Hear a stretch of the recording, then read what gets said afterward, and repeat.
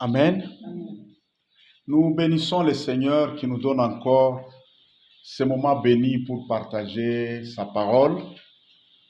Et Dieu nous a mis à cœur de partager quelque chose. Et ce que nous allons partager ce matin, c'est l'extrait ou bien une partie du livre que nous avons publié il y a quelques jours. Ce livre est intitulé « La loi de la domination territoriale ». Amen. Et en quoi consiste cette loi-là? La loi divine, la loi surnaturelle qui permet à ce que chacun de nous puisse arriver à régner sur son territoire prophétique. Amen. Je pense que ce sont des termes un peu trop bruts, mais je vais essayer de les simplifier. Depuis longtemps, quand nous avons commencé à étudier l'évangile de gloire, la vérité première de l'évangile de gloire, c'est Genèse chapitre 1, verset 26. Créons l'homme à notre image et selon notre ressemblance, qu'il domine sur tout ce que nous avons créé. Amen. Donc, Dieu a créé l'homme pour être un dominant, pour être un petit roi, pour être quelqu'un qui règne sur la terre ici, mais pour la gloire de Dieu. L'homme est destiné à être un ambassadeur ou une ambassadrice, un représentant ou une représentante de Dieu. Donc l'homme est appelé à gouverner la terre, dans un certain espace bien déterminé là, pour la gloire de Dieu. Et dans cet espace dans lequel il règne là, l'homme est le reflet de Dieu. Donc l'univers, la terre, va commencer à voir qui est Dieu à partir de toi. Amen. Et c'est ça la raison pour laquelle Dieu nous a créés sur la terre. Dieu n'a pas le but de régner sur la terre, de se manifester directement sur la terre. Il a créé l'homme pour que, passant par l'homme, il se manifeste sur la terre et qu'il règne sur la terre, mais passant par l'homme. Amen. Et c'est le péché qui a fait que cette identité glorieuse-là, nous l'avons perdue. C'est pourquoi Romains chapitre 3, verset 23 nous dit « Tous ont péché, sont privés de la gloire de Dieu ». Le péché est un poison très mortel. Le péché est capable de détruire la destinée de quelqu'un, si glorieuse soit-elle. Il la détruit et l'homme ne reste pas zéro, l'homme il reste négatif. Donc le péché, que vous soyez chrétien ou non, que vous soyez déjà sauvé ou non, il faut savoir que le péché peut détruire votre destinée, il peut bloquer votre destinée, il peut étouffer votre destinée. Amen. Maintenant, dans ce livre, nous sommes en train de montrer comment est-ce que, à partir des iniquités, vous savez que dans le problème de péché, il y a une gradation. Le péché commence par une simple transgression de la loi divine. Ne fais pas, toi tu fais. Fais ceci, tu refuses de faire. Donc il y a des péchés par omission, il y a des péchés par commission, Donc il y a des péchés par ignorance, il y a beaucoup de sortes de péchés. Donc quand seulement l'homme agit sans être en conformité avec la volonté de Dieu, il y a péché. Et lorsque c'est une simple action ponctuelle, ça veut dire que ça se fait une seule fois, et souvent involontairement ou bien inconsciemment, sans prendre plaisir à cela, on appelle ça une simple transgression. Mais lorsque ça devient une habitude, lorsque ça devient quelque chose auquel on commence à prendre plaisir, toute habitude dans le mal devient une iniquité. Tout plaisir dans le mal devient une iniquité. Lorsqu'on persévère dans une habitude du mal, on arrive à en faire une pratique et on fait 21 jours avec ça. Sachez que vous commencez à introduire un programme du péché dans votre sang. Ça devient une iniquité. Donc, toute persévérance dans le mal, 21 jours et au-delà, ça devient une iniquité.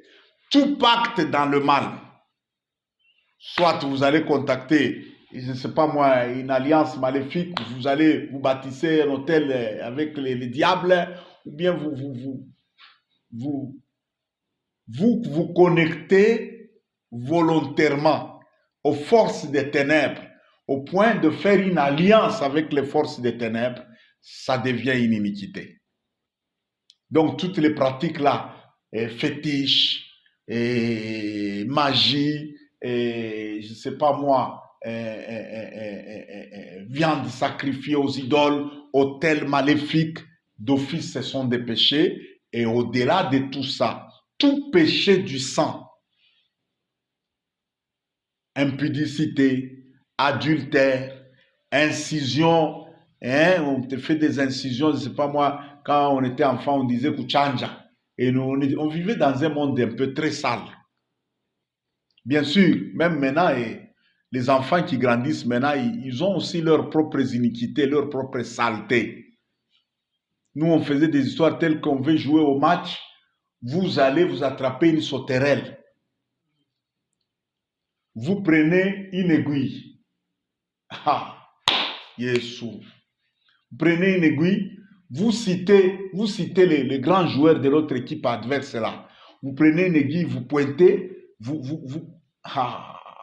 enfoncez dans la poitrine de la sauterelle, et puis vous prenez des cordes, vous liez la personne, et il arrivait des moments où ça marchait, vous voyez, le grand joueur de l'autre équipe là, il ne tourne plus bien. Ce sont des iniquités, ça. Aujourd'hui, il y a des histoires telles que, il y a des films, je ne sais pas s'il y en a encore, Harry Potter. Vous connaissez, hein?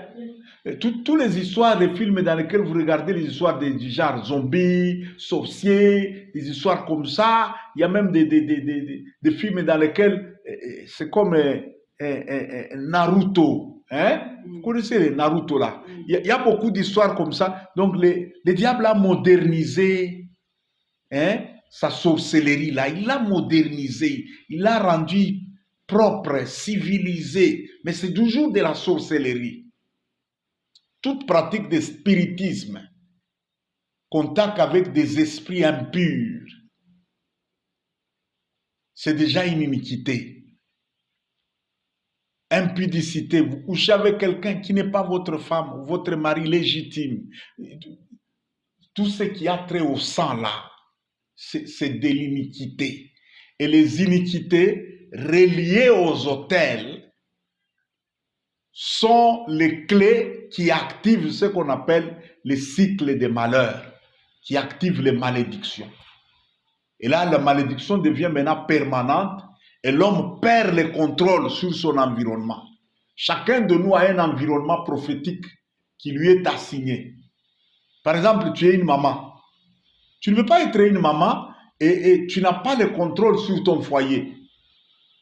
Ton mari, il vit n'importe quoi, il t'échappe, tes enfants t'échappent, tu n'as aucun contrôle sur ton foyer. Non, non, ton foyer, c'est déjà ton territoire prophétique.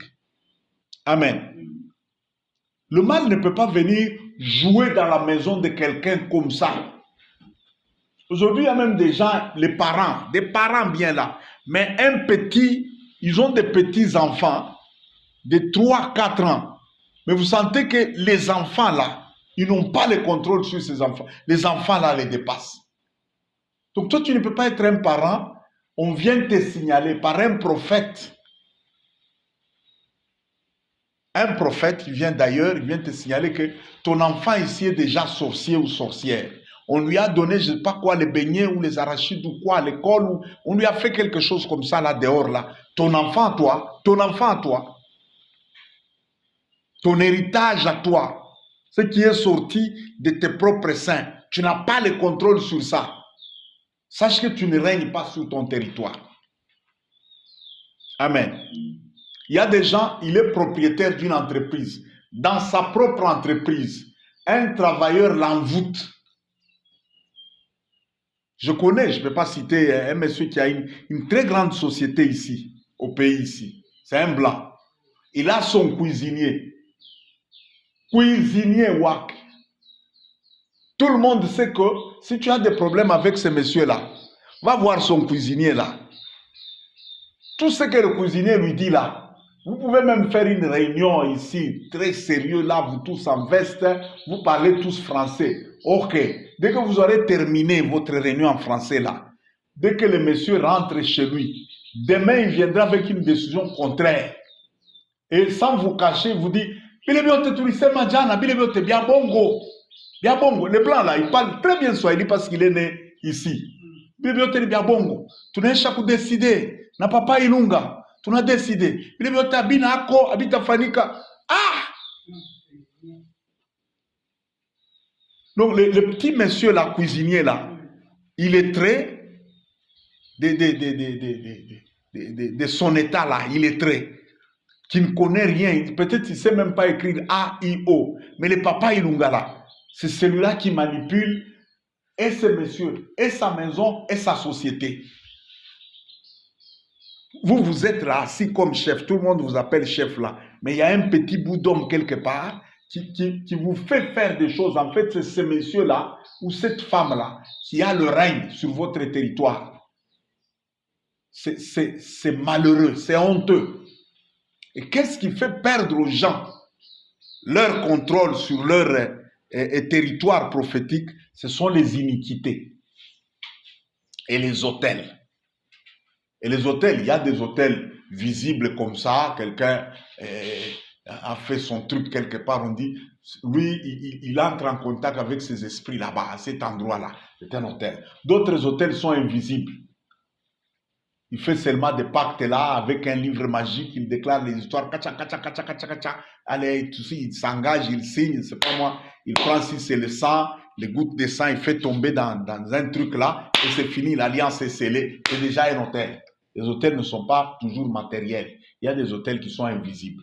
Dès qu'il y a les iniquités, plus les autels, là, il y a déjà activation d'un programme maléfique, d'un programme de malheur. Amen. Là, il y a une malédiction qui travaille. Maintenant, ce que nous voulons parler ce matin, nous voulons parler sur comment déprogrammer les malédictions et les cycles de malheur. Parce que quand on déprogramme les malédictions et les cycles de malheur, là alors, on peut programmer les bénédictions, on peut programmer sa prospérité, on peut programmer son succès, on peut régner sur son territoire. Je pense qu'avec ce que j'ai expliqué, les choses sont très claires. Amen. J'ai simplifié les choses et enlevé tout ce qu'il y a comme terme trop technique là, pour que chacun de nous soit en mesure de comprendre. Amen. L'homme, son but pour lequel il a été créé sur terre ici, c'est de régner à la gloire de Dieu. D'être un gouverneur qui gouverne la terre pour la gloire de Dieu. Mais les péchés, plus précisément les iniquités et les pactes ou les alliances avec les esprits impurs, ce sont des choses qui, au lieu de permettre à l'homme de régner et de dominer sur son territoire prophétique, l'homme devient un simple esclave, il devient victime, il commence à subir des programmes du malheur. La plupart des choses qui arrivent aux gens sur terre ne sont pas des faits du hasard. Lorsque je médite très bien, il y a des histoires même au site où dans ce pays-ci, nous souffrons, c'est à cause des satanistes et de ceci. Oui, c'est très facile de prendre son petit doigt là, son index, de pointer quelque chose du dehors. Le malheur et les malédictions ne viennent pas par des choses qui sont extérieures à toi. Ok? Amen. Lisons un peu un texte là, Job chapitre 5, versets 3 à 7. Je voulais commencer par un autre texte, mais le Saint-Esprit m'a dit, commence par celui-ci. Job chapitre 5, versets 3 à 5. Nous allons nous lever pour honorer la parole de Dieu. C'est notre première lecture du jour. Job chapitre 5, verset 3 au verset 7. On va nous lire ça. Le livre de Job, chapitre 5, du verset 3 au verset 7. J'ai vu l'insensé prendre racine, puis soudain... Mais commence. J'ai vu l'insensé prendre racine, puis soudain j'ai maudit sa demeure. Plus de postérité pour ses fils, ils sont foulés à la porte et personne qui les délivre. Sa moisson est dévorée par des affamés qui viennent l'enlever jusque dans les épines. Et ses biens sont engloutis par des hommes altérés. Le malheur ne sort pas de la poussière. Maman, englouti par des hommes altérés. Point. Maintenant, il donne la conclusion, la leçon à tirer. Le malheur ne sort pas de la poussière et la souffrance ne germe pas du sol. L'homme naît pour souffrir comme l'étincelle pour voler.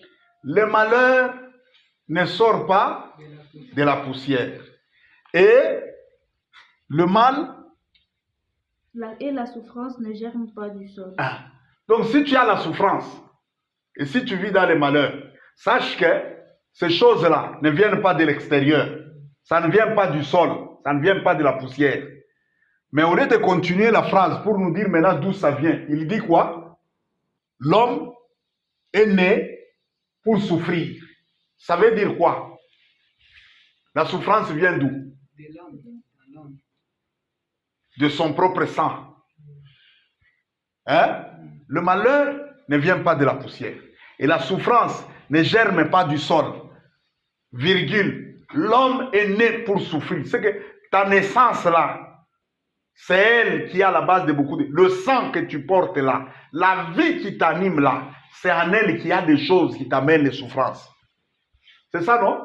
Si nous voulons vraiment faire une analyse, ce n'est même pas une analyse spirituelle de ces versets, une analyse juste logique, grammaticale.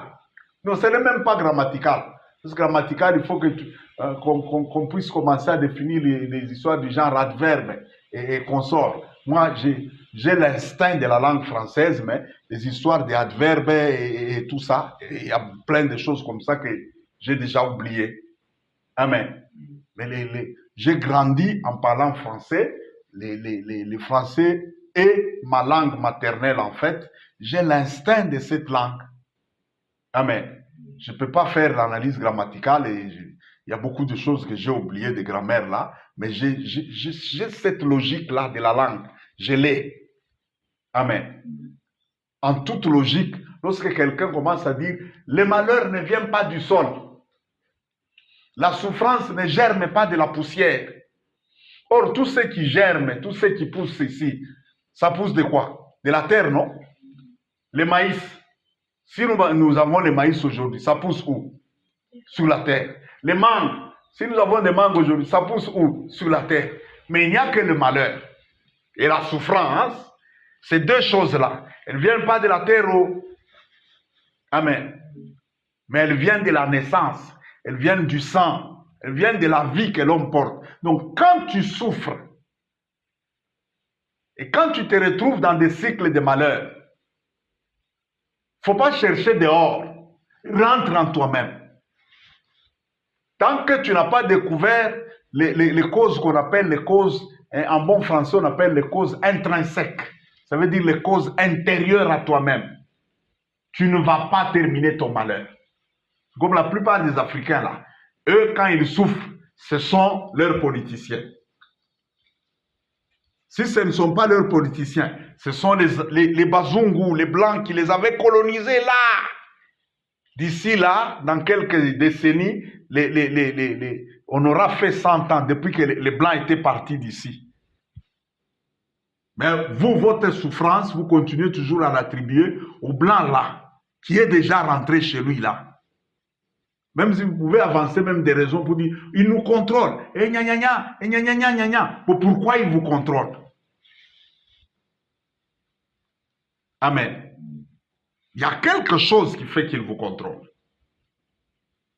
Maintenant, nous allons rentrer dans un texte biblique qui montre bien comment les souffrances, les malheurs arrivent et comment est-ce que Dieu a aidé ces peuples-là à déprogrammer les malheurs, à déprogrammer les malédictions. Amen. C'est un texte, mais c'est très long. Dans les livres des juges, mais il y a des gens qui ne lisent pas. Son occasion pour lire la Bible, c'est les dimanches, quand on lit à l'église là. Vous allez voir même quand on dit, nous allons lire la Bible. Vous voyez quelqu'un, on dit, livre des juges. Il va chercher dans le Nouveau Testament. Pia. Il arrive à, Apocalypse. Après, il commence à chercher selon l'ordre alphabétique. Non, la Bible n'est pas alignée en ordre alphabétique. Non. Hein? Un autre, vous allez voir seulement la manière dont il est en train de secouer sa Bible là. Hein? Et la poudre qui en ressort là, vous comprenez que c'est un livre à usage unique, usage hebdomadaire. On les lit seulement les dimanches. Bon, je vais donner l'occasion quand même à certaines personnes de lire leur Bible quand même, un morceau, c'est pas trop long. Hein? Nous allons lire le livre des Juges, Juges le chapitre 6. C'est une très belle histoire là. L'histoire de Gédéon. Hein, qu'on appelait aussi, on l'a surnommé Jérubbaal. Hein? Juge chapitre 6, nous lisons 1 jusqu'à 16. Nous sautons et après nous lisons 25 à 32. Je vais lire ici devant pour gagner le temps parce que je peux commencer à marquer certaines petites pauses et tout ça. Juge chapitre 6.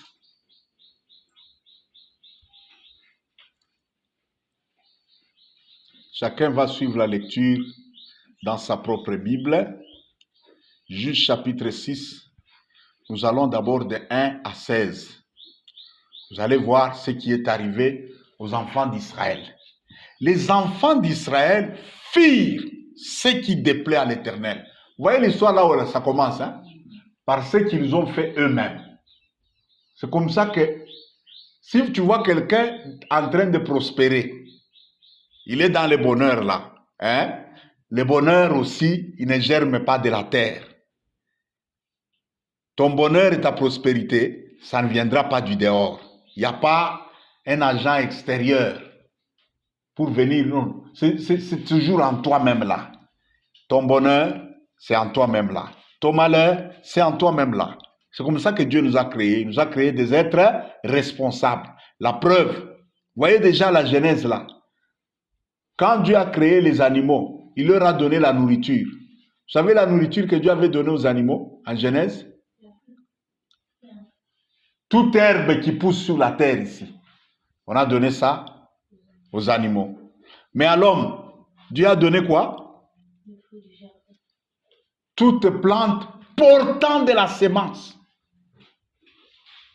Ah oui. Ça veut dire l'animal, même s'il ne plante pas, hein, la terre pousse les herbes et l'animal mange. Dieu n'a pas créé l'animal avec le sens de la responsabilité. Amen. Mais l'homme, hein, Dieu lui a donné toutes les plantes qui portent de la sémence. Ça veut dire quoi? S'il ne sème pas, s'il ne travaille pas pour produire sa propre nourriture, eh bien, il va manquer la nourriture. C'est pourquoi il y a encore un verset quelque part qui dit que celui qui ne travaille pas, qui ne mange pas non plus. Aujourd'hui, il y a plein des irresponsables, surtout dans nos églises de réveil ici. Il y a plein des irresponsables. Moi, j'ai déjà vu des gens rassemblés là, une grande église là, et le pasteur est devant là, il dit, demandons à Dieu de l'argent. Dieu est capable de faire un miracle. Vous voyez seulement, nous prions ici, nous prions, après un moment, on a les yeux fermés, on entend seulement, boum, quelque chose tombe parmi nous ici, c'est un carton plein de dollars. Ah, merci. Merci. Bon, ces dollars-là, le dollar, c'est de l'argent qui appartient à quel pays? Les États-Unis, hein? c'est que le propriétaire des dollars, c'est le gouvernement américain. Bon, ces dollars que Dieu va vous donner là, ils auront des numéros, oui ou non? Quand chaque billet de dollars auquel on donne un numéro, c'est pour authentifier que ça appartient au gouvernement américain. Maintenant, Dieu qui va aller prendre tout un carton de dollars là pour vous donner l'argent d'autrui. Parce que même Jésus, un jour, on lui a posé la question, est-ce que nous devons payer l'impôt de César, oui ou non? Il dit, hypocrite, pourquoi vous me tentez? Donnez-moi la pièce de monnaie là que vous payez l'impôt là. Il donne, il dit, l'effigie, l'image qui est sous la pièce de monnaie, c'est pour qui? Oh, c'est pour César. Et les écrits qui sont sur la monnaie, c'est pour César. Eh bien, rendez à César ce qui est à César. C'est que même Jésus reconnaît que la monnaie romaine là, elle appartenait au gouvernement romain. Amen. Jésus, le Fils de Dieu, il dit ça. Mais toi, tu n'es pas capable, avec ta cervelle là, de comprendre que l'argent, ça se gagne. C'est un pouvoir d'échange. Tu dois faire quelque chose pour gagner ça. Même quand Dieu veut te bénir, il va te donner une idée créatrice pour que tu fasses quelque chose qui va générer de l'argent. Amen. Donc vous vous mettez à crier là, du matin au soir. Voyez un peu, je sais pas, que Dieu me garde, je risque de donner des qualificatifs qui ne sont pas bons. Amen. Ton malheur, il vient de ce que toi-même là tu fais, ou bien tes parents, tes ancêtres, le sang auquel tu appartiens là, ils ont fait quelque chose et tu te retrouves dans les malheurs. La plupart des pauvres, ils sont pauvres parce qu'eux-mêmes n'ont rien et aussi ils sont nés dans des familles où il n'y a rien. Vrai ou faux? La plupart des riches, ils sont devenus riches par ce qu'ils ont fait, soit ils sont nés dans des familles où ils ont trouvé déjà la richesse. C'est ça, non? Oui, c'est ça l'essence de la responsabilité. Les enfants d'Israël firent ce qui déplaît à l'Éternel. Voici la source. Ils firent eux-mêmes ce qui déplaît à l'Éternel et l'Éternel les livra dans les mains de Madian. Pendant 7 ans, la main de Madian fut puissante contre Israël. Et pour échapper à la domination de Madian, les enfants d'Israël se retiraient dans les ravins, dans les montagnes et dans les cavernes sur les rochers fortifiés. Ils commencent à se cacher, à vivre dans la clandestinité sur leur propre territoire. Vous voyez? Amen. Quand Israël s'aimait, Madian montait avec Amalek et le fils de l'Orient, il marchait contre Israël. Il campait en face de lui et il détruisait les productions du pays jusque vers Gaza. Et il ne laissait en Israël ni vivre, ni brebis, ni bœufs, ni ânes. Ils prennent tout. Car ils montaient avec leurs troupeaux et leurs tentes, et ils arrivaient comme une multitude de sauterelles. Ils étaient innombrables, et leurs chevaux, ils venaient dans le pays pour le ravager. Écoutez maintenant la conclusion. Israël fut très malheureux à cause de Madian. Est-ce que cette conclusion-là, elle est correcte? Israël fut très malheureux à cause de Madian. Non, ils ont été livrés à Madian quand ils ont péché contre l'Éternel. Vous voyez comment les hommes font toujours des analyses. Dans cette famille, nous sommes très malheureux à cause de la petite sorcière là de la famille qui a des dents pourries, qui reste au village. Quand elle vient ici, elle dit seulement demain. Quelqu'un va mourir ici. Paf, quelqu'un est mort. Ok, ça c'est une analyse superficielle de faits qui fait que, bon ok, même si vous coupez la tête à la sorcière là, vous êtes sûr que ça va se terminer. Il n'y aura pas une autre sorcière. D'abord, la première sorcière là, la première de toutes les sorcières, celle qui a appris la sorcellerie, la première dans ce monde ici, qui lui a appris la sorcellerie? Il n'y a pas de réponse, c'est ça, non? Amen. C'est que même si vous tuez celle-là, il y aura encore un ou une autre sorcier. Eh oui, le problème n'est pas de couper la tête à quelqu'un là. Le problème, qu'est-ce qui donne l'autorité à la sorcière là sur toi? C'est là qu'il y a le vrai problème. Quand vous ne trouvez pas la réponse à ça, eh bien, vous n'aurez pas fini votre problème. Ils écrivent même, Israël fut très malheureux à cause de Madian. Mais ce n'est pas vrai, parce que le début du récit dit déjà, l'Éternel les livra dans les mains de Madian à cause de ce qu'ils ont péché là. Madian est devenu fort pour dominer sur eux à cause de leurs iniquités. Amen. Tout ce qui domine sur toi là, la domination que tu vois au dehors là, la racine, la porte qui a donné cette domination là aux forces du mal, elle est en toi. Amen.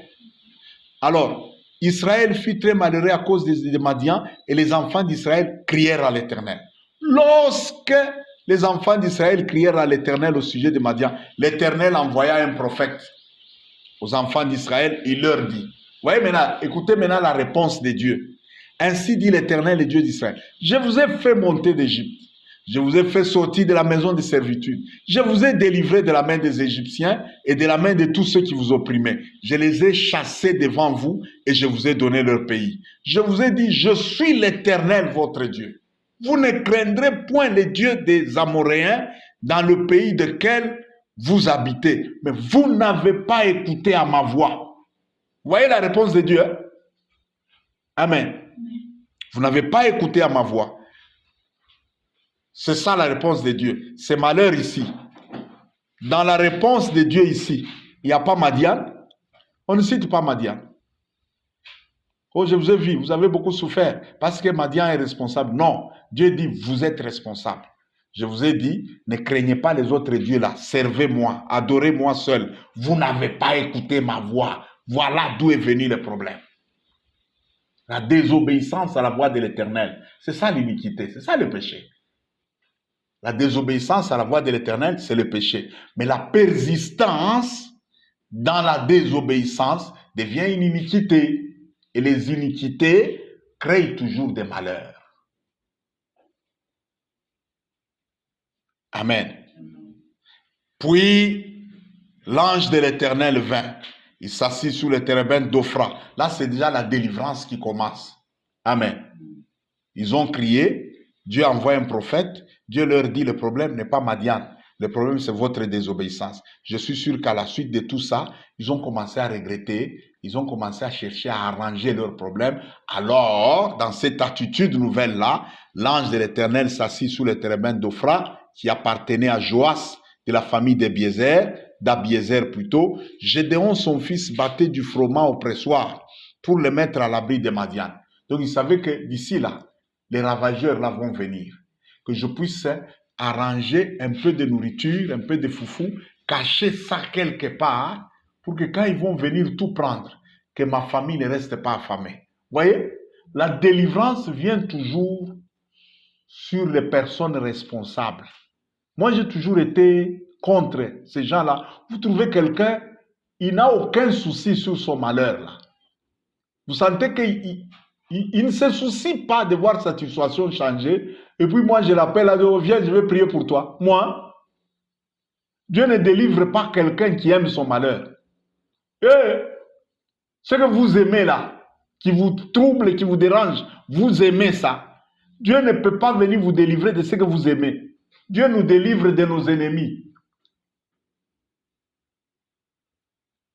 Le monsieur là qui a fait 38 ans à la piscine de Bethesda, il a mis très longtemps là-bas, mais il était déterminé.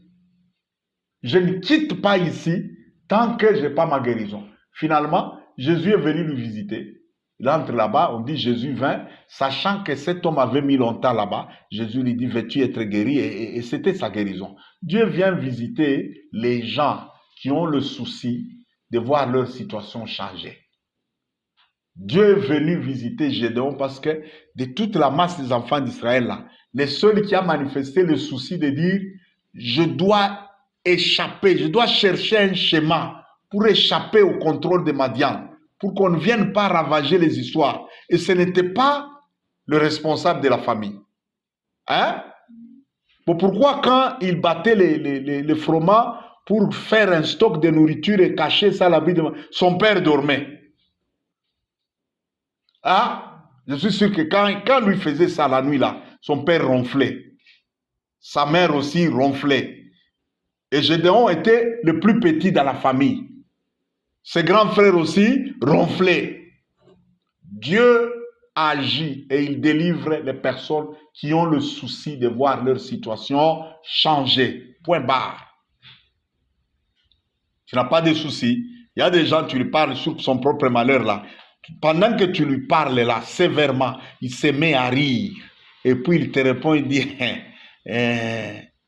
tu sais, dans la Bible là, il y a des versets. Les pauvres et les riches se rencontrent. Tous deux, c'est l'Éternel qui les a créés. Moi j'ai déjà vu quelqu'un comme ça. Tu lui parles sur sa propre pauvreté. Il prend ces versets-là. Allez, il te flanque ça. Pah! Pasteur, laisse ce que tu dis là. Les pauvres et les riches se rencontrent. Tous deux, c'est l'Éternel qui les a créés. J'ai dit, ah bon? Je dis, ah, donc tu reconnais que et les pauvres et les riches, c'est l'Éternel qui les a créés. Oui, oui, mais c'est la Bible qui dit ça. J'ai dit, maintenant, toi, dans ces versets-là, toi, tu choisis quel côté? Là, il ouvre maintenant grandement les yeux, il commence à me regarder. Il refuse de répondre. Parce qu'il sait que dans sa réponse qu'il m'a donnée là, il a déjà choisi son côté. Il a déjà choisi le côté du pauvre. Ben, ce que vous aimez là, c'est ça qui va vous arriver. La Bible dit, il a aimé la malédiction, qu'elle s'approche de lui. Il a haï la bénédiction, qu'elle s'éloigne de lui. Vous connaissez ce verset-là? Dans les psaumes, oui. Il dit que la malédiction entre maintenant en lui comme de l'eau, qu'elle remplisse son ventre comme de l'eau, qu'elle pénètre dans son corps comme de l'huile et qu'elle remplisse même dans ses os et qu'il revête la malédiction comme un manteau. Donc ce que vous aimez là va s'accrocher à vous. Vous aimez la malédiction? Eh bien, je ne vais pas continuer la phrase là. C'est que l'inverse de ces versets-là est aussi valable. Celui qui aime la bénédiction finira par venir à lui. Vous savez ce que vous aimez, vous allez le chercher de toute votre force. Hein? Ce que vous haïssez là, la Bible dit celui qui hait, c'est un meurtrier. Donc si vous haïssez la pauvreté, vous allez la tuer. Hein?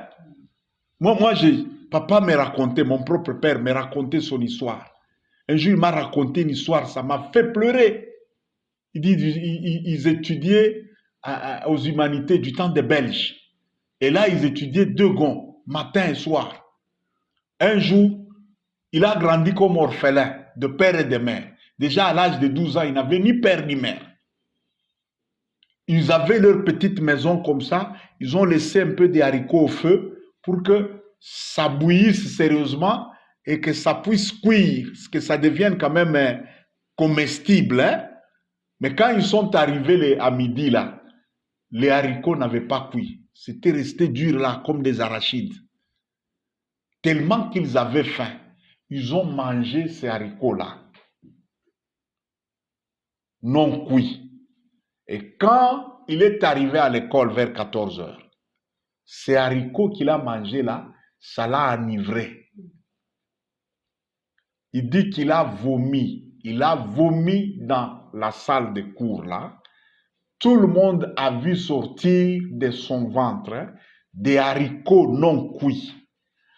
Ils se sont mis à rire et à se moquer de lui sérieusement. Mais qu'est-ce que papa m'a dit? Il a dit, ces jours-là, j'ai juré. J'ai dit, mon fils ne verra jamais ça. Un petit orphelin sans avenir, sans père ni mère, à l'âge de 12 ans, mais il jure. Il prend une décision de haine contre la pauvreté. Et il dit, je me suis battu. Eh bien, évidemment, lui ne connaissait pas Dieu. Il parlait à la manière des Français. Là, il dit, je me suis battu comme un diable. Et je vous informe, depuis l'école maternelle, j'ai jamais étudié dans une école terre à terre. J'ai jamais étudié dans des conditions terre à terre. Jamais. Déjà à l'école maternelle, là, papa venait me chercher en voiture. Et dans les années là, 60, à la maternelle, j'étais dans les années 73, 72, j'étais à l'école maternelle, au collège Imara ici. Là, on appelait ça collège Saint-François des Salles. C'était une des écoles prestigieuses du pays. On venait me chercher déjà en voiture. Et quand il me ramenait chez nous, là, il me racontait son histoire. Sa détermination a fait que sa situation a changé. Dieu aussi, pour changer la situation de quelqu'un, il voit la détermination. Gédéon était déterminé. Mais il y a plein de gens comme ça, leur malheur là, ça ne lui dit rien. Et quand vous l'acculez beaucoup, il prend son doigt là, il pointe quelqu'un d'autre, il dit, tout ce que vous faites là, c'est rien. Tant que nous aurons ces politiciens là. Ah bon? Ah bon? Toi, tu es sûr que dans votre pays là, avec les mêmes politiciens là, tout le monde souffre. Vraiment, tu es sûr de ce que tu dis là? D'abord, je vous pose la question, dans quel pays où il y a des bons politiciens tellement bons comme le Père Noël et qui rendent tout le monde heureux? Donnez-moi un pays comme ça. Donnez-moi un. Les États-Unis ici, il n'y a pas de sans-abri aux États-Unis? Hein? Il n'y a pas de gens qui dorment dehors? Bon, pourquoi est-ce qu'on ne rend pas tout le monde riche là-bas? Bon, citez-moi un autre pays, citez-moi quand même un pays où il y a le gouvernement Père Noël qui rend tout le monde heureux. Ah! Oh, nous, dans notre famille, c'est la sorcière là. Ok, la machette est là, va couper la tête à la sorcière là, et puis que ta situation change. Comme par un coup de baguette magique. Non, il faut cesser de... Ça, même un chien ne réfléchit pas comme ça. Un chien, quand il a faim, il peut aller voler même chez les voisins. Un chien affamé, il va chercher la nourriture.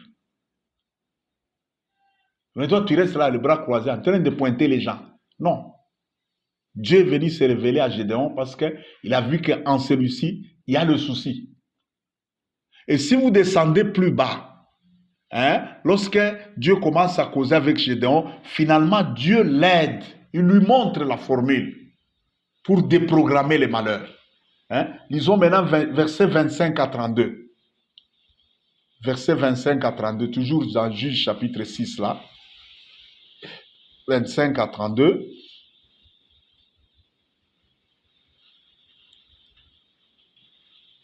Dans la même nuit, donc ce jour-là, pour la délivrance d'Israël, l'ange de l'Éternel a presque veillé avec Gédéon. Ils ont presque veillé. Dans la même nuit-là, l'Éternel dit à Gédéon, prends les jeunes taureaux de ton père et un second taureau de 7 ans. Renverse l'autel de Baal qui appartient à ton père et abat la statuette sacrée qui est au-dessus là. Tu vois? Pour déprogrammer les malheurs, il y a des choses qu'il faut renverser. Il y a des choses qu'il faut détruire. Et les choses qui amenaient les malheurs à la nation d'Israël, ça se trouvait chez eux là. Dans la famille de Gédéon là. Il y a des choses qui sont chez vous. Dans votre propre famille, dans votre sang là. Il y a des choses qui sont chez vous. Et ce sont ces choses-là qui sont la clé des programmes malveillants. Et vous savez, quand les gens vivent sous le contrôle des programmes malveillants, des malédictions, c'est très facile de découvrir ça. Dans l'Ancien Testament, il y a ce qu'on appelait la liste des bénédictions, Deutéronome 28. C'est valable aussi. Mais dans le Nouveau Testament, tous les Deutéronome 28 là, on a résumé ça dans un seul verset. Si vous lisez 3e épître des Jean, il n'a qu'un seul chapitre, le verset 1 et 2. Bien-aimé, je souhaite que tu prospères à tous égards, et que tu sois en bonne santé, comme prospère l'état de ton âme. Toute personne et toute famille où il n'y a pas la prospérité, il y a 99,999999% de chances qu'il y ait un programme malveillant, il y ait un programme de malédiction. Rien à faire. Et puis des deux, quand vous voyez que le malheur devient comme un cycle, qui respecte même un programme, sachez que là-bas, il y a des programmes malveillants qui sont activés. On dit chaque fois que Israël commençait à labourer la terre, Madian ne venait pas. Ils commencent à couper les arbres, à ranger les champs. Madian ne viennent pas. Ils plantent les histoires. Madian ne viennent pas. Lorsqu'ils arrivent seulement à la période de récolte, avant qu'ils ne puissent récolter, Madian vient prendre tout. Est-ce que vous savez que dans la vie de chaque personne ici, dans la vie de chaque famille, dans la vie de chaque pays, dans la vie de chaque église, il y a toujours une saison de récolte. Ça, il y en a. Hein? Dans le psaume 1, on dit ceci: heureux l'homme qui ne s'assied pas en compagnie de mon cœur, qui médite la loi de l'Éternel, qui prend plaisir à la parole de l'Éternel jour et nuit. Il est comme un arbre planté près d'un courant. Hein? Il porte son fruit en sa saison. En sa saison. Donc, il y a une saison pour porter des fruits. Et une saison prophétique bien déterminée pour chaque personne, pour chaque famille, pour chaque ceci. Vous devez connaître votre saison. C'est comme nous ici. C'est à force de s'attacher à Dieu, quand nous sommes venus ici à Canaan, que finalement, un jour, Harmonie ici a reçu une révélation où Dieu dit: lorsque vous entrerez dans la terre promise, pendant 4 ans, les fruits qui vont pousser sur la terre là, regardez-les comme impurs. La 4e année, offrez tout comme prémisse à l'Éternel, et à partir de la 5e année, vous jurez. Quand j'ai suivi ça, et puis elle dit: Dieu m'a dit qu'à partir de la 5e année, nous allons commencer à jouir de nos fruits ici. J'ai dit: quoi? Quand je suis allé prier, méditer, le Saint-Esprit m'a dit: oui, votre famille ici, vous avez un cycle de 5 ans, un cycle de bénédiction de 5 ans. Mais curieusement, j'ai découvert quoi? Ça fait des années qu'à cause des iniquités de ma famille, les iniquités de mes pères, de mes grands-parents, chaque 4 ans, on avait un choc et nous retournions à la case de départ. Ça fait des décennies que nous vivons comme ça.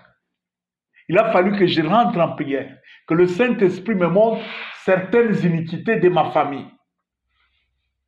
que je me mette à me repentir et à renoncer à ces histoires, à renverser ces hôtels-là. Moi, je viens d'une famille où il y a des choses très honteuses et très mauvaises. Des pratiques d'inceste. Non, mais non. Je ne peux même pas entrer dans les détails. C'est très sale. Et vous voyez que ça se répète. Il y avait même des moments où il y avait des procès comme ça, des incestes. Mais vous voyez, et les parents, et les acteurs de ces choses-là, ils sont un peu indifférents là. Et moi, tu es les mambo, bote ni batoto bon. Moi, tu es les mambo et naïch. Ah! Et là, c'est la maman de la fille tombée en inceste avec un de ses oncles ou le mari d'une de ses sœurs. Des histoires imposées, des choses à dormir debout. Il y a des iniquités. Quand ça se passe dans votre famille là, vous pouvez, avec l'aide du Saint-Esprit, facilement reconnaître, vous dire: voilà le trou par lequel le serpent entre ici chez nous. Voilà le trou. Et en matière des iniquités, même les pays ici, la plupart des pays qui souffrent, qui sont instables ici, il y a des iniquités nationales. Il y en a. La plupart des pères de l'indépendance de l'Afrique ici, ils ont fait des histoires. Il y a beaucoup de pays qui sont déjà voués à Satan. Et pas seulement en Afrique, mais dans le monde. Il y a des rares pays. Vous voyez comme les États-Unis là. Les États-Unis sont un pays très fort parce que leurs ancêtres, si vous lisez l'histoire des États-Unis, les gens qui sont venus et commencer la nation américaine, ce sont des gens on les appelait un mouvement spirituel qu'on appelait les puritains. C'était des gens très consacrés à Dieu au point que quand on a commencé à toucher à leur foi, ils ont préféré quitter l'Europe pour garder la foi. Ce sont les ancêtres des actuels Américains ici. Vous voyez, la domination américaine là n'est pas un hasard. Il y a aussi des pays, à partir des hôtels maléfiques auxquels ils sont très attachés, ils vous dominent. La Chine ici, ils ont des histoires. Il y a des cultes bouddhistes en Chine ici où, je vous dis, il y a des gens qui font des choses impossibles.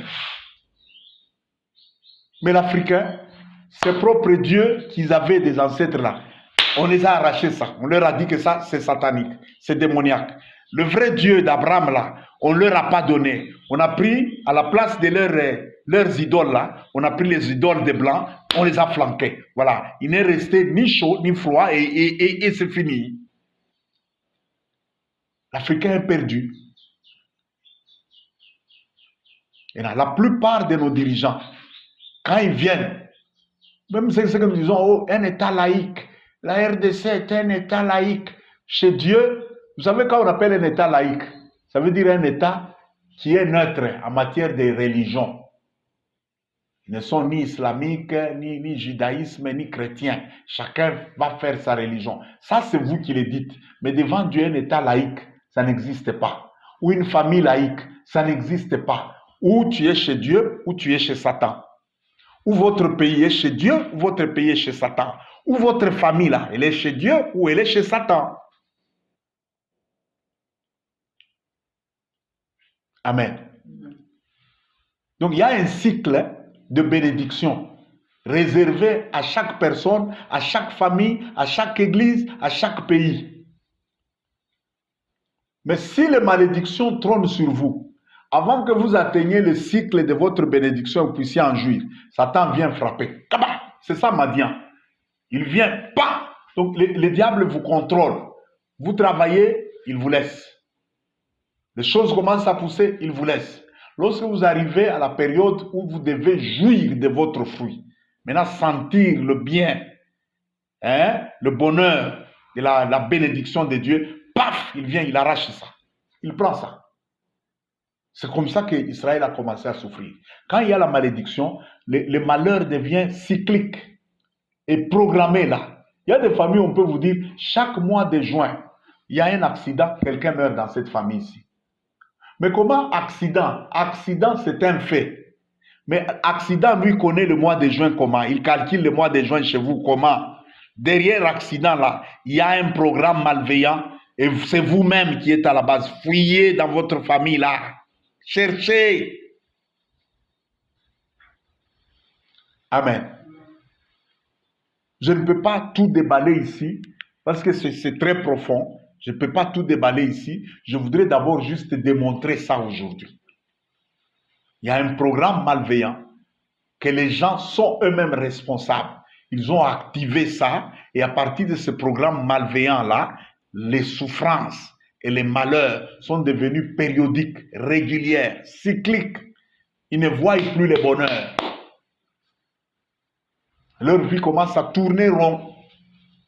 Et s'ils ne comprennent pas que le malheur ne germe pas de la terre et la souffrance ne pousse pas du sol, selon la sagesse qui est dans les livres de Job là, l'homme est né pour souffrir. Ça veut dire la souffrance de l'homme, elle est dans sa naissance, dans sa vie qu'il porte là, dans son propre sang, dans ce qu'il est lui-même là. Vous connaissez la parabole de l'enfant prodigue, hein? Quand il s'est retrouvé qu'il commençait à garder le pourceau, fils des riches. Et même quand il a eu faim, il a cherché à ce qu'on lui donne ne fût-ce que la nourriture des pourceaux là, on ne lui en donnait pas. Vous savez ce qui a sauvé ce garçon là? Hein? Parabole de l'enfant prodigue. Vous connaissez ça? Oui. Ça se trouve dans quel verset? Luc chapitre 15. Hein? Luc 15, la parabole de l'enfant prodigue. Qu'est-ce que Jésus dit? Quand l'enfant a vu ça, il dit, comment je peux souffrir? J'ai une vie maintenant moindre que celle des cochons. Et chez nous, il y a des gens qui n'ont pas le sang de mon papa, qui sont juste des ouvriers chez nous, mais qui mangent à leur faim. Et tout ça, c'est venu d'où la Bible dit, il est rentré en lui-même. La clé pour changer ta solution, elle n'est pas dehors. Rentre en toi-même. Rentre en toi-même et puis demande à Dieu de t'éclairer. Comment je peux en arriver jusqu'à ce point ici? Il réfléchit et puis il comprend. Je me suis éloigné de papa. Je suis allé loin de mon père. Il tire la conclusion, dit oui, je vais me lever. Je vais rentrer chez nous. Je vais rentrer, je vais dire, Père, j'ai péché contre le ciel et contre toi. Vous savez, quand la repentance commence, lorsqu'il y a repentance, tu ne verras jamais quelqu'un qui commence à se repentir rendre quelqu'un d'autre responsable de son malheur. Oh, je viens, pardonnez-moi, vous savez, c'est mon ami là, Urbain, c'est lui qui m'a entraîné dans... Quand vous voyez quelqu'un commencer à dire des choses comme ça, chasse-les. Il ne sait pas encore repentir. Tes amis là, ils t'ont tiré de force. Tu les as choisis. Quand quelqu'un dit celui-ci c'est mon ami, est-ce qu'on t'impose les amis? Tu les choisis. Et les amis, on les choisit sur base de quoi? De ses propres aspirations. Si tu as des amis voleurs, c'est que toi tu es voleur, tu aimes les vols. Si ton ami, ta plus grande amie, c'est la pute là, la petite pute du coin là, qui est toujours avec les garçons dehors, et c'est celle-là que tu as choisi comme amie, c'est que... Ah, complétez la phrase. Mon cher ami, toi, ton plus grand ami, c'est le vagabond du coin là. Il est errant comme Caïn. C'est celui-là que, comme on dit en Lingala, ils sont dit, on a des pires master nangai. Pire nangai. On a pensa, ngana yeboye, toza, Moussapimoko. Lui et moi, nous sommes un seul doigt. Ah! Pire master nayo. Pire master nangai. Donc tu l'as choisi, ton pire master là. Tu l'as choisi. Tu l'aimes comme ton âme. On a pensé ceux qui n'ont pas tala eboye pensa azo kotanga pensa azo kotanga hein. On te montre un autre garçon bien, on te dit pourquoi tu ne veux pas celui-là, regarde, il est calme chez eux et puis il va toujours à l'école, il n'a pas de problème au quartier, ça on a vraiment la qualité. Et dit celui-là, je n'arrive pas à l'avaler, il n'entre pas en moi. Ah, tu aimes les vagabonds là, c'est qu'en toi il y a le vagabondage. Amen. Donc il ne faut pas, quelqu'un qui cherche à se repentir, il ne peut pas venir avec des arguments du genre, oh c'est mon ami là, oh c'est Satan, oh c'est ceci. Non, même Satan là. Dieu a chassé Adam et Ève, pourquoi? Ils sont devenus malins, rusés. Il arrive là, il les trouve ayant déjà consommé les fruits. Adam, où es-tu? Oh, j'ai entendu ta voix, j'ai fui. Pourquoi tu as fui? Oh, je suis nu. Qui t'a appris que tu es nu? As-tu mangé de l'arbre? Voyez, Dieu lui a posé une question pour l'aider à reconnaître son péché. Mais vous connaissez sa réponse? La femme que tu as mise à côté de moi là, elle m'a donné le fruit et j'ai mangé. Ça veut dire, qui est le responsable de ce que je viens de faire? Hein? C'est même pas la femme. Toi, Dieu là, j'étais seul ici, sans problème. Oh. Quand on était toi et moi seulement, sans la femme, je n'ai pas mangé. Maintenant, tu es venu, tu as commencé ton histoire là où je vais lui donner une femme. Maintenant, la femme que tu m'as donnée là, c'est elle qui m'a fait manger. Vous voyez, quand quelqu'un entre dans le mal là, il devient rusé. Et quand vous êtes rusé là, votre malheur ne va pas se terminer. La ruse, Dieu prend les rusés dans leur propre piège. Dieu. Il demande maintenant à la femme aussi. Le serpent m'a séduit et j'ai mangé. Ça veut dire, c'est pas moi, c'est le serpent. Et heureusement qu'on n'a pas posé la question au serpent. Je suis sûr que le serpent attendait que Dieu lui demande seulement, pourquoi tu as dit, depuis que tu m'as créé, moi ici, est-ce que moi je parle? Et puis, dans ce qu'ils disent là, si au moins c'était que un autre serpent est venu se plaindre, hein? La serpente là. Hein? Parce que chaque animal avait son féminin. D'ici au moins la serpente est venue dire, j'ai causé avec lui ceci, je comprendrai de serpent à serpent. Mais là, ce sont les humains qui viennent dire que moi, serpent, de mon état comme je suis, j'ai causé. Est-ce que le serpent peut causer avec... Oui, quand les gens sont malins, ils ne veulent pas se repentir, ils pensent être rusés, ils ont des arguments pour rendre Dieu ridicule. Dieu, on ne le rend jamais ridicule. C'est vous qui allez rester dans votre malheur.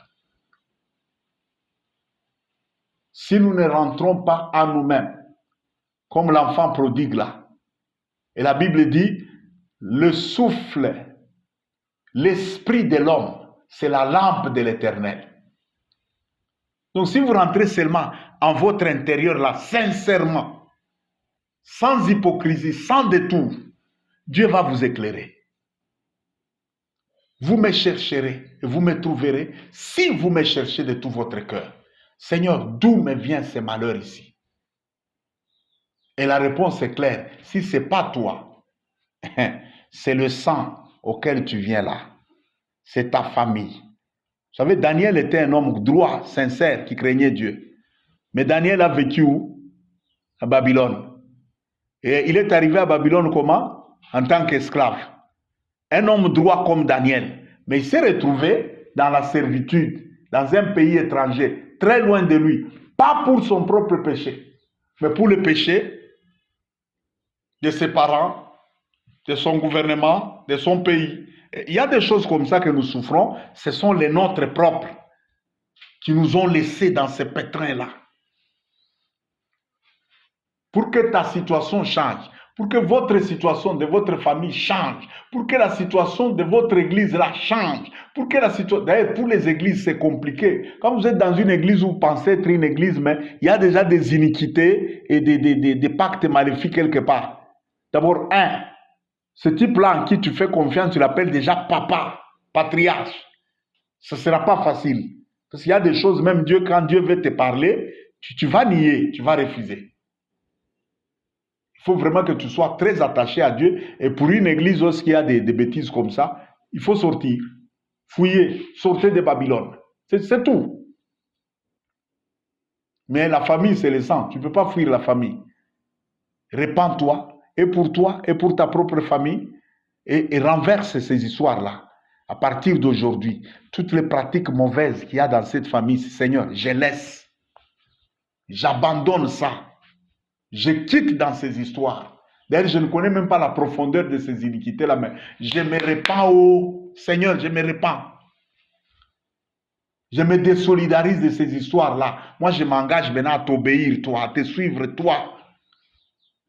Pardonne-moi, lave-moi, aide-moi à ne plus marcher dans ces iniquités ici. Là, tu renverses, tu commences à renverser les autels. Et puis après, engage-toi. Seigneur, moi je me donne à toi. À partir d'aujourd'hui, tu es le seul Dieu qui va diriger ma vie. Je suis ta brebis et toi, tu es mon berger. Dirige-moi, je cache ma vie sous le sang de Jésus-Christ. Là, déjà, tu commences à bâtir un autel. L'autel de Dieu, l'autel bienveillant.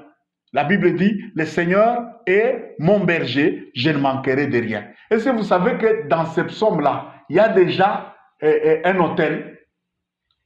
Le fait qu'on n'a pas dit, ce n'est pas Dieu qui dit, celle-là, c'est ma brebis, elle ne manquera de rien. Non, le psaume-là dit, l'homme, lui, il choisit Dieu comme son berger. Le Seigneur est mon berger, je ne manquerai de rien. Amen. C'est déjà un autel. L'autel de la toute suffisance. Mais cet autel-là doit être un autel combiné aussi à la sanctification. Ne vous conformez pas au siècle présent, mais soyez transformés par le renouvellement de l'intelligence. Hein? Ne vous conformez pas à votre famille incestueuse là. Ne vous conformez pas. Il y a des familles, quelqu'un vole. Un enfant vole comme ça, il entre dans la maison avec plein de liasses d'argent comme ça. Allez, il va se cacher sous le lit. Sa mère le regarde. Où est-ce que tu as eu cet argent? Maman, tu as volé. Ok, si on vient te chercher ici, ne réponds pas. Cache-toi sous le lit. Vous aussi. Hein? Donne d'abord cet argent. La maman cache ça ici. Vous voyez ce que la maman fait. Il y a des familles, quelqu'un vole comme ça, mais on l'applaudit. La Bible dit, la malédiction de l'Éternel réside dans la maison du voleur. Or, chez vous, vous êtes une famille de voleurs mondialement connue.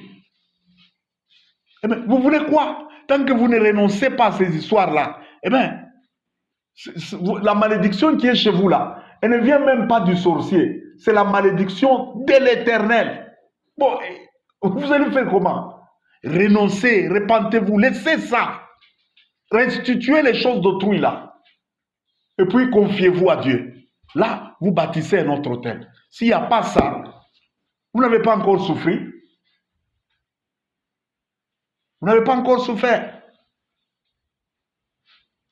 Même la plupart de nos pays ici africains, si on ne renonce pas à certaines choses. Vous savez, dans notre pays ici, si on n'a pas eu, par la miséricorde divine, d'avoir un président comme celui-ci, qui est allé au stade des martyrs, pour reconnaître et confesser les péchés de ses prédécesseurs. À un moment dans ce pays-ci, on adorait les humains comme si on adore Dieu. Les enfants, vous êtes nés dans une autre génération. Nous, chaque jour quand vous allez à l'école là, avant d'entrer en classe, vous vous tenez dans la cour de l'école, vous chantez, vous dansez pour Mobutu.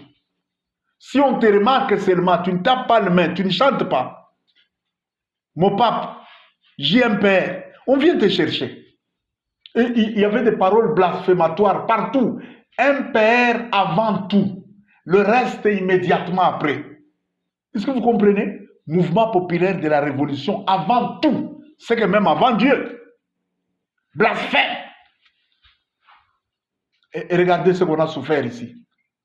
Mine de rien, ce pays était vendu. C'était parti. Est-ce que vous trouvez normal un bout de pays comme le Rwanda là, dominer sur nous, comme ils le font là? C'est une malédiction. Dites toutes les raisons là. Oh, ce sont les Américains qui sont derrière. Et patati et patata. Ok. Là, vous êtes comme dans la logique là d'Israël. Israël est devenu malheureux à cause de Madian. Mais lorsque Dieu est venu parler, il n'a pas cité Madian. Dieu a dit, vous m'avez désobéi. Amen. Si les gens ne comprennent pas ces vérités fondamentales ici, eh bien, le malheur va perdurer. Amen. Nous voulons bâtir ce matin ici. Nous voulons détruire certains hôtels, certaines iniquités, les détruire encore. Dans nos familles, il y a les iniquités personnelles, il y a les iniquités des familles, il y a les iniquités sociales. Moi, je connais, il y a un quartier à Lubumbashi ici, les gens de ce quartier-là, même ceux qui ont étudié, quand vous les voyez comme ça, pire voyous. Même les papas de ce quartier-là, ce sont des voyous. À la Kenya, Lubumbashi, à la Kenya. Moi, j'ai grandi, et la commune dans laquelle j'ai grandi, c'est côte à côte avec la Kenya. Jusqu'à ce que j'ai grandi, je suis allé à la Kenya 2 ou 3 fois. Je craignais d'y aller. C'est un milieu compliqué. Mais là où j'ai resté, la commune là, il y a des bars partout. Les gens boivent, s'enivrent, se prostituent du matin au soir. Kamalondo, les bars tournent 24 heures sur 24 heures, 7 jours sur 7. Et tout le monde, vous voyez, toute la ville de Lubumbashi là, c'est comme s'il y a des aimants qui les attirent. À partir de 17h, 18h, tous descendent vers la Kamalondo là. À la Kamalondo là, une fille peut venir chez vous comme ça. Elle vient chercher un garçon de chez vous là et elle l'amène. Ils vont dans un bar. Les parents, personne ne va réagir au. Jambo maman. Kalo est quoi quoi? Kalo, kuya niko kutafuta kumwenza quoi? Ah mais c'est pas possible. C'est pas possible. Donc il y a des iniquités sociales plutôt, les iniquités du quartier, ça existe. Vous voyez, une pratique impure, une pratique sale, mais elle est déjà légalisée par tout le monde. Il y a des iniquités de famille, il y a des iniquités du pays. C'est comme chez nous ici en RDC. Nous sommes dehors la loi. Vous savez comment on détecte les Congolais dans les pays d'Afrique australe ici? En Zambie, vous ne pouvez pas voir les agences de bus ici. Même les agences du marché. Vous allez voir les Zambiens. Quand ils veulent monter dans un bus, ils sont en ligne. Vous savez comment on découvre les Congolais? Là, en Zambie, on appelle tous les Congolais que ce sont les Kassai. Fikasai. Fikaboalala. Hein? Ça veut dire que les Kassai sont des voleurs. Fikasai, Fikaboalala. Le Congolais, il vient, il trouve les gens alignés là. 50 personnes alignées. Lui vient vite derrière là. Il passe à côté là. Il arrive à la deuxième ou la troisième personne là. Il se tient à côté là. Il commence à créer une ligne parallèle. Vous allez voir les Zambiens calmes là en train de les regarder seulement comme ça. Fikasai. Donc les Congolais violaient la loi, les règlements. C'est dans le sang. C'est dans le sang. Et si on ne renonce pas à ces habitudes-là, c'est grave. De la même façon que les règlements du pays, ça ne te dit rien. Ça veut dire même la parole de Dieu. Quand tu viens à l'église, on te dit la parole de Dieu dit ça, tu ne vas pas obéir. C'est ça, non? Parce que tu as un caractère de hors-la-loi. Renonçons à ces histoires-là. Détruisons ces hôtels-là. Renversons ces hôtels-là et retournons à Dieu. Consacrons-nous à Dieu. Le malheur, ça ne vient pas de la terre. Oh. Le bonheur aussi, ça ne vient pas de la terre. Amen. Qui veut, comme moi, une fois encore, renoncer à ses iniquités et aux iniquités de sa famille, de son sang, de son pays, aux iniquités du milieu, pour se consacrer à Dieu.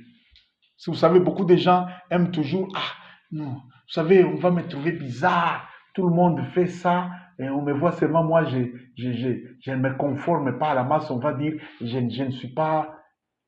On dit comment? Et vous avez vos termes actuels là. J'ai oublié ça. Les tendances, il est à la mode. Il y a des petites histoires comme ça là. Je ne suis pas branché. Maintenant, les gens ont l'habitude, un pantalon normal, ils ne veulent plus porter ça. Je vois des jeunes gens comme ça, le pantalon est au niveau des fesses. Et pas les fesses, non, ça couvre tout. Non. Au milieu des fesses, le sous-vêtement est dehors. Vous voyez les poches arrière du pantalon ici. Vous voyez les poches? Ça se trouve au niveau des cuisses ici. Et puis un pantalon qui les colle là comme ça. Vous voyez, il est en train de marcher comme ça, le sous-vêtement dehors. Ce sont les... Non, maintenant, c'est ça le modèle actuel des pantalons. Quand vous portez comme ça, vous êtes branché. Oui, tu es branché à quoi ou à qui? Tu es branché à la nudité. Et si tu es normal, les filles, n'en parlons pas. Une petite histoire là, le ventre est dehors.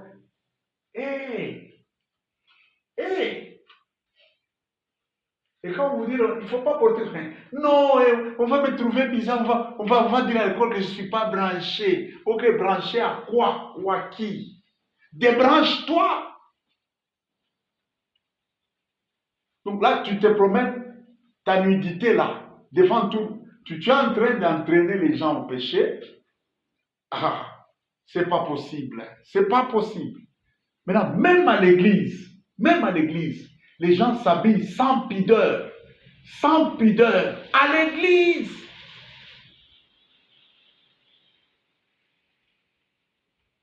Si vous allez à la présidence de la République, le protocole là va te chasser. Là, tu trouves normal. J'ai l'audience auprès du président, tu t'habilles bien. Mais audience auprès de Dieu là, non, laissez-nous. Donc tu crains ton président là, païen, plus que le créateur qui t'a créé là. Quand on dit, ne vous habillez pas comme ça à l'église. Non, vous voyez, c'est papa ici, il n'est pas branché. Oui, moi je suis branché à Jésus. Jésus a dit, je suis la vigne et vous êtes mes branches, vous êtes mes sarments. Je suis branché à Jésus. Bon, quand toi, tu dis, on va dire que je ne suis pas branché, branchion. Branché à quoi ou à qui? Débranche-toi. Amen. Vous savez, quand vous renversez les autels, on va réagir contre vous. Même dans la famille. Quand vous commencez à renverser les autels, certaines pratiques de votre famille, là, vous ne vous conformez plus. On va réagir contre toi dans la famille. Toi, tu te prends pour qui, toi, dans cette famille? Tu penses que c'est toi Jésus? Ou bien c'est toi Marie, la mère de Jésus ici? Tu vas enfanter le Fils de Dieu ici, dans notre famille ici. Ok, accepte toutes ces moqueries-là, mais débranche-toi. Amen. Moi, il y a des histoires quand on me dit, toi, il a eu des mots, tu fais des histoires comme si tu n'étais pas congolais. Ok, j'accepte. Je me débranche de ça. Cette mentalité-là, cette culture dehors la loi là, je la refuse. Parce qu'elle apporte la malédiction. Amen. Tu voles, et puis quand on dit tu as volé au boulot, on dit non, non, il s'est débrouillé. Ah, c'est Mobutu qui nous a laissé cette histoire-là. Les 32 ans de Mobutu là, il a semé des histoires. Et il y a du travail. Trouver un Congolais honnête, c'est rare. Et puis un Congolais loyal. Si tu travailles avec les Congolais, attends-toi à ce qu'il y aura des traîtres. Rien à faire. Rien à faire. Ils vont te trahir, ils vont te faire des sales coups. Là, ils sont comme ça. Tu prends ce qu'il y a autrui là, tu détournes ça, on te dit, frère, écoute, non, il y a des histoires, il y a des gens, tu voles son histoire à lui, tu ne sais pas quelle alliance il a avec Dieu, le malheur te suit partout. Hey, attention! Moi, j'ai déjà vu, on était tout petit là, il y avait des Ouest-Africains qui étaient qui étaient nos voisins. Un jour, ils dormaient tous à la mosquée, les voleurs sont venus la nuit, ils ont pris tout dans la maison. Quand ils sont venus le matin là, j'ai vu ces gens-là, à l'aise, comme s'il n'y avait rien. On était encore tout petits. Hein. On avait vu un miracle. Ils sont entrés dans leur maison là, où on a tout pris là. Ils ont fermé la maison, ils sont restés 3 jours. 3 jours sans sortir de là. Je ne sais pas qu'est-ce qu'ils ont fait. 3 jours après, le camion est revenu là. Les bandits là. Pour eux, on était la nuit. Ils sont revenus en plein jour, torse nu, en sous-culotte, comme ils étaient là. Et puis, marchant là, hein, comme si c'était la nuit, là, marchant lentement là. Tous les quartiers étaient là, en train de crier. Ils n'entendaient rien.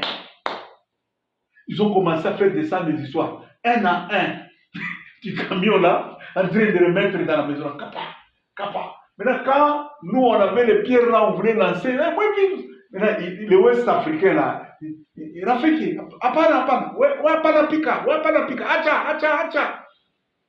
Ils ont remis, hein, jusqu'à la moindre aiguille là, ils ont tout remis, et puis ils sont rentrés dans les camions là, pensant qu'ils étaient la nuit là, ils sont remontés dans les camions, vroom, ils sont partis.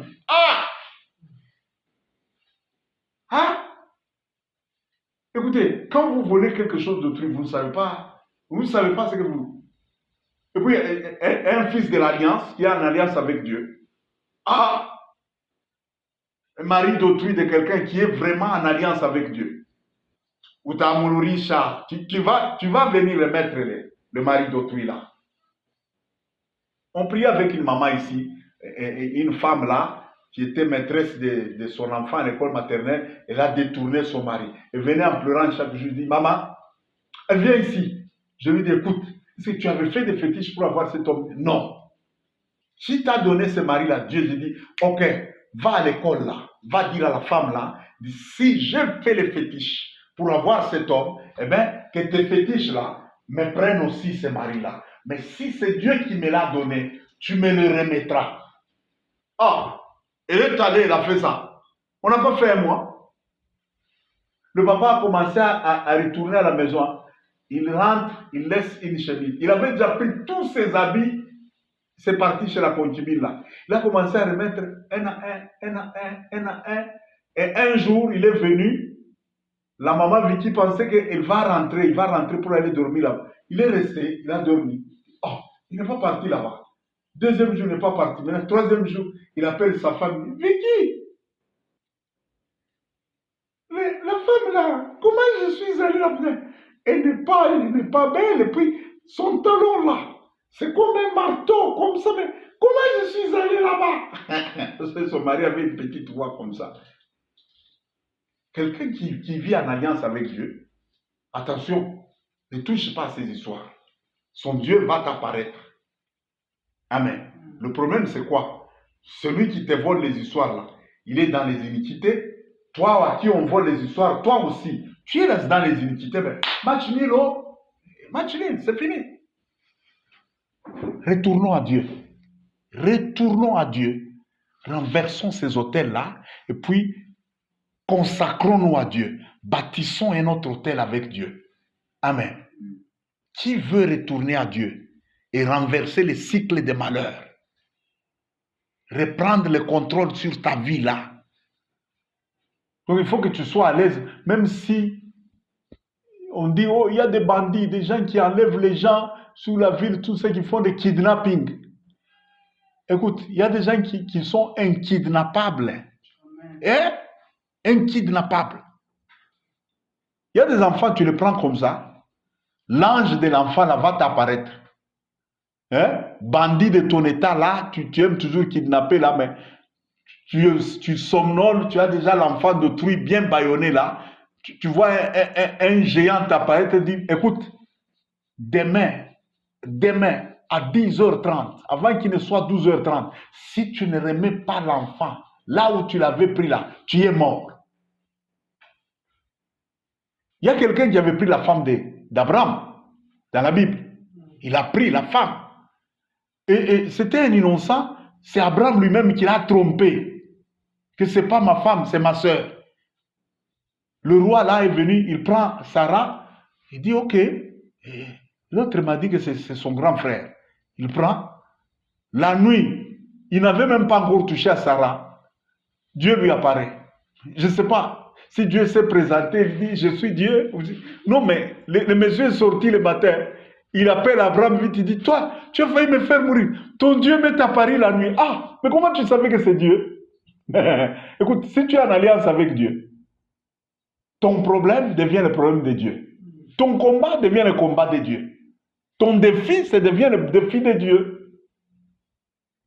Dieu lui dit, Abimelech, tu es un homme mort. Ah! Moi, la femme là, elle a un mari. Remets-la vite. Abimelech répond là dans les choses, dit, il m'a menti. C'est lui-même qui m'a dit que c'est sa sœur. Demande même à la femme elle-même là. Il est dans l'autre chambre. Dieu dit oui, je sais que tu as agi avec des mains pures. C'est pourquoi je suis venu te reprendre. Mais entre-temps, Abimelech était déjà frappé. Toutes ces femmes sont devenues stériles. Mais les menteurs, c'est Abraham. Ah! Pourquoi? Abraham était en alliance avec Dieu. Et même les mensonges là, il a menti par peur. Par peur, il dit dans ce milieu ici, on ne craint pas Dieu. Je suis venu, c'est Dieu qui m'a dit de venir rester dans ce milieu ici. Et par peur, là, il est en train de trembler. Mais Dieu a couvert celui qui a menti en étant en alliance avec lui. Il va frapper celui qui était sans alliance, mais un innocent. Mais c'est très compliqué parfois les choses de Dieu ici. Et puis Dieu lui dit la condition. Rentre chez ce monsieur-là, il est prophète. Qu'il prie pour toi, alors je vais guérir ta famille. Ah! Celui-ci est innocent. On l'a trompé. Il a pris la femme parce que et la femme elle-même et son mari, ils ont dit, on n'est pas mariés. Maintenant, tu frappes celui qu'on a trompé là, et puis tu demandes à celui qui a trompé qu'il prie pour celui qu'on a trompé là, pour que... Vous voyez un peu comment c'est compliqué. Donc, dans le monde des esprits, le problème se joue. C'est une question d'alliance. Tout le reste ici, c'est secondaire. Voilà. Amen. C'est secondaire. Ce roi-là de Philistins a failli mourir. Quand on dit déjà qu'il est devenu stérile et lui et toute sa famille, ce n'est pas déjà la mort qui a commencé. Dieu lui dit la nuit, tu es un homme mort à cause de la femme que tu as prise là. Mais ici, aujourd'hui, et les femmes, on les prend, on prend vos femmes là, vos enfants, on les prend, il n'y a rien qui se fait, rien. Et là, tu veux dire que tu contrôles quoi? Rien. C'est quoi? Les iniquités, le manque de consécration à Dieu. Tu n'as aucune alliance avec Dieu. Il n'y a aucun hôtel que tu as déjà bâti où tu t'es déjà consacré à Dieu. Aucun. Et là où il n'y a pas d'alliance, Dieu n'est pas obligé d'agir. Non. Là où il n'y a pas d'hôtel, l'action de Dieu n'est pas permanente. Ça, c'est une vérité. C'est une vérité, une vérité sine qua non, qui ne change jamais. Amen. Retournons à Dieu. Renversons nos autels là, les iniquités et nos propres iniquités et les iniquités de nos familles, de nos pays, de nos milieux dans lesquels renversons ça. Refusons de nous conformer aux pratiques de ces mondes. Refusons ça. Choisissons Dieu comme notre berger et nous ne manquerons de rien. Non seulement on ne manquera de rien, mais Dieu sera notre défenseur. Dieu dit à Israël, si vous m'écoutez, vous vous attachez à moi, je serai l'ennemi de vos ennemis et l'adversaire de vos adversaires. Imagine toi, tu te mets en position d'imiter contre quelqu'un et puis Dieu entre maintenant dans cette histoire, Dieu lui vient maintenant te présenter. Ok, tu cherches des problèmes avec celui-là, eh bien, bats-toi avec moi. Hein? Tu vas battre Dieu. Tu vois un peu. Shadrach, Meshach, Abednego. On les jette dans la fournaise. Mais leur Dieu descend aussi, il entre dans la fournaise. Le roi dit, ah, on a jeté 3 personnes là, mais je vois une 4e personne là. Je veux dire que Dieu était en alliance avec eux, même dans le feu, Dieu les a suivis. Voyez un peu l'avantage de vivre en alliance avec Dieu. Mais tu ne peux pas être en alliance avec Dieu et entre-temps, tu vas chez les féticheurs là, tu vas dans la prostitution, tu vas dans l'occultisme. Aujourd'hui, il y a des gens qui ont des pratiques occultes, même en ligne. Ils suivent des histoires là, je ne sais pas moi, sur YouTube ou sur Facebook, mais il est en train de se laisser initier à l'occultisme, au satanisme, en ligne. Et après, non, je ne comprends rien. Ma vie ne marche pas. Bon, maintenant, si tu me poses moi les questions, la souffrance, elle ne germe pas du sol. Elle ne sort pas de la poussière. Rentre en toi-même là. Il ne faut pas me déranger moi. Rentre en toi-même. Amen. Nous voulons nous consacrer à Dieu. Prends ton offrande là. Nous voulons prier. Par la prière que nous voulons faire, nous renversons des autels, nous renonçons à des pratiques, à des iniquités, et les nôtres, et ceux de nos familles, et ceux de nos pays, et ceux de nos races. La race noire ici aussi, elle a des problèmes. Il y a même des iniquités universelles. Dieu dit l'homme est méchant, plus que toute chose. Son cœur est mauvais. Donc l'homme, qu'il soit noir ou blanc, il y a des iniquités attachées aux hommes. Les hommes par nature sont des méchants. Nous voulons renoncer à toutes ces iniquités-là.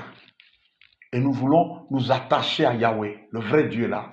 Et même nous voulons nous engager à activer un hôtel dans lequel Dieu sera en permanence en train de renouveler notre intelligence pour que notre façon de penser là soit compatible à la parole de Dieu et pas aux iniquités de ce monde.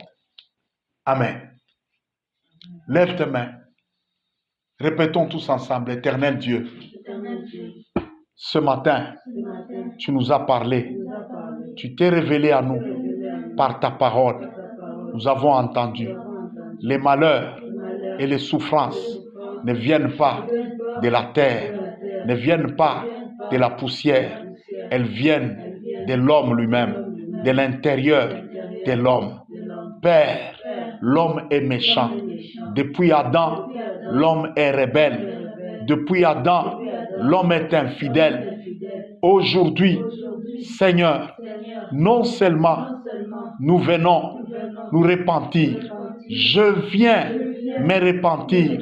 Je viens renoncer à toute iniquité, à toute pratique de désobéissance, de rébellion, d'iniquité contre Dieu, contre ta parole, contre le Saint-Esprit. Père, je renonce à ces iniquités et mes propres iniquités et les iniquités de ma famille et les iniquités du milieu où je suis et les iniquités de la nation à laquelle j'appartiens et les iniquités de la race à laquelle j'appartiens et les iniquités de ce continent et les iniquités de l'humanité, le mal sous toute forme, je les refuse. Seigneur, dès aujourd'hui, je confesse, je déclare, je m'engage, je dis devant toi Dieu, devant le monde, visible et invisible, ma vie, elle appartient à Jésus-Christ. Je suis racheté par le sang de Jésus-Christ. J'appartiens à Yahweh Dieu par le sang de Jésus-Christ éternel. Dès aujourd'hui et pour toujours, tu es mon berger. Je ne manquerai de rien. À partir de ce jour, je refuse de me conformer au siècle présent, mais j'accepte d'être continuellement renouvelé dans mon intelligence pour que je puisse discerner ce qu'est la volonté parfaite de mon Dieu et de marcher dans la volonté parfaite de mon Dieu.